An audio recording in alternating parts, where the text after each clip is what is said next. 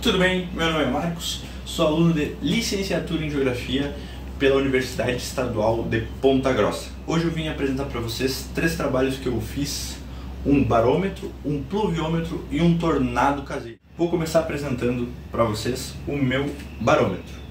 Primeiro o funcionamento dele e depois como eu construí.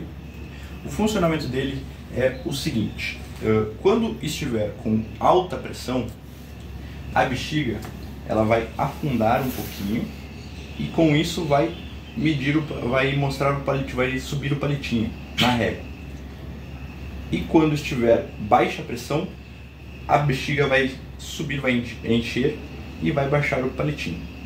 Eu usei para construir uma madeirinha bem simples, um vidro, um balão, uma rolha, um canudinho e um palitinho e uma régua.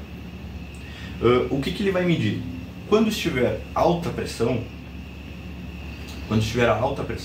vai estar frio e sem chuva. Vai indicar que vai fazer frio e vai estar sem chuva. E quando estiver com a baixa pressão, vai indicar calor e chuva. Vai baixar o palitinho e vai indicar calor e chuva. Tá, okay? Eu também construí um pluviômetro e vou explicar para vocês como é que funciona isso aqui. É um funcionamento bem simples, tá?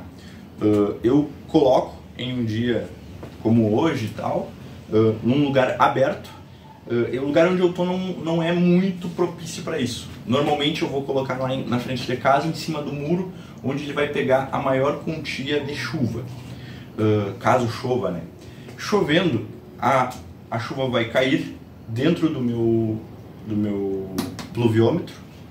A quantia exata vai subir aqui, vai dizer em centímetros o quanto a água subiu, e com isso vai dizer quantos milímetros de chuva choveu neste dia. Para mim construir ele foi bem simples. Eu peguei uma garrafa PET e uma régua e fita adesiva.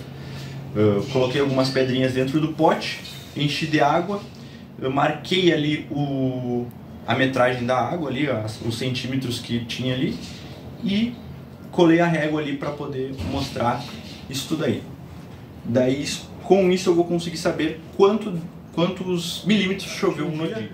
A previsão de chuva era que ia cair 0 milímetros e realmente não caiu nada de chuva. Tá marcando corretamente. Eu também trouxe uma representação de um tornado, que seria a influência da alta pressão e a baixa pressão se chocando. Aconteceria mais ou menos assim.